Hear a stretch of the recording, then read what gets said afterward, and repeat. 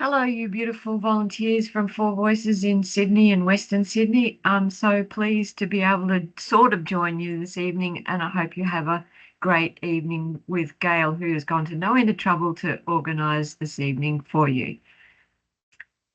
205 domestic violence incidents have occurred in New South Wales today, and there will be another 205 tomorrow, the next day, the day after that, and for every single day of the year.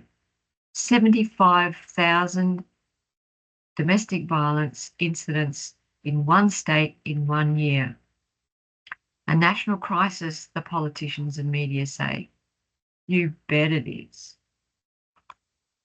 Now, I just want you to imagine, if it's possible for you to imagine this, that tonight you have left your own home. It's 8 p.m. and you're going to take your chances on the streets of Waterloo because the fear that you experience living under the same roof as an abusive partner is so strong that you'd prefer to take your chances on the street rather than spend another night in that terror. This is what many Australian women face every day. We started Four Voices 5 years ago. This is a photo of our first van, Aurora, standing proudly in front of this Brisbane town hall that was lit up purple just in our honour. I was so excited. It was International Women's Day, such an auspicious time to start a charity, I thought. But, we'd had floods and bushfires and, oh my God, what was this thing called COVID? Anyway, 2 weeks later, we had our first lockdown, and this beautiful van had to go into lockdown as well. I couldn't take the risk of sending our 60 volunteers out there not knowing what we were going to face with this deadly disease. That's why we started a phone support service. So those of you that are here tonight on our phone support service, I thank you because of COVID, started this service that is now helping over 100 people per week, checking in on them and making sure that they know that there's a community out there who cares. Now, after COVID, the ABS took a survey of women who are experiencing violence, and this is what it came up with. Women during COVID apparently experienced 32% of the women that were surveyed reported emotional abuse. 18% experienced violence for the first time, and a whopping 40% of those surveyed reported that the violence that they'd experienced prior to COVID worsened during COVID, and 28% experienced extreme loneliness. After being out on the streets for about 6 months, I thought, this wasn't such a dumb time to start a charity that was about helping people who were lonely and helping people who were digitally isolated. Because let's think of it, none of us could say they haven't been lonely over the last 5 years. And we all have been pointed towards a digital device like a laptop or a mobile phone. Don't talk to a human being, you've got to jump on this website, or you've got to pick up the phone and talk to this person. We all had to go to a doctor's surgery on telehealth. Who ever heard of telehealth 5 years ago?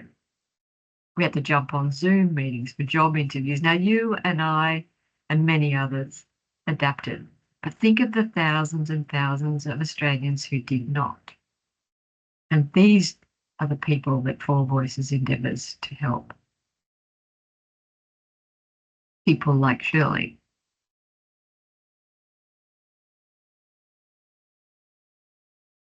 Shirley came to see us about 4 years ago for the first time and sat down and had a cuppa with us.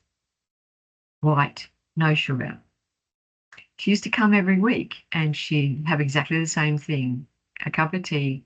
She'd sit down and she wouldn't really engage, and she wouldn't access the services we offer. We asked her if we could help her with a mobile phone, or helping her jump online and learn something about the internet, or help to look for food or just clothing or stuff to help her out. No, she wouldn't engage. And after a while, I thought, what on earth is this woman coming for? You know, she does nothing except sit down and occupy a chair that perhaps we could be using to help someone really in need. And then one day, about 3 months later, somebody came to the shift and she said, "Hey, what do you guys do? What's this Four Voices all about?" And Shirley looked up at her and said, "Everything." At that moment, I felt absolutely ashamed. I didn't even know her name.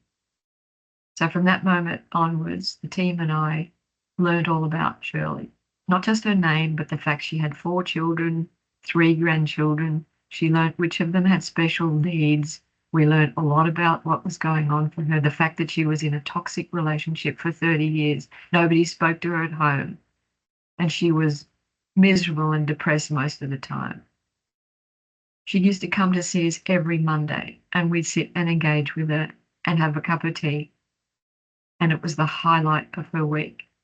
But by Friday, she would be plummeting. She would be miserable and thoughts of suicide entered her mind. So we thought, let's put her on our phone support system.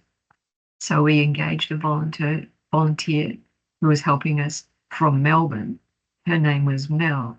And we asked Mel to ring Shirley every week on a Friday just to check in on her, just to let her know that there's a community out there who care.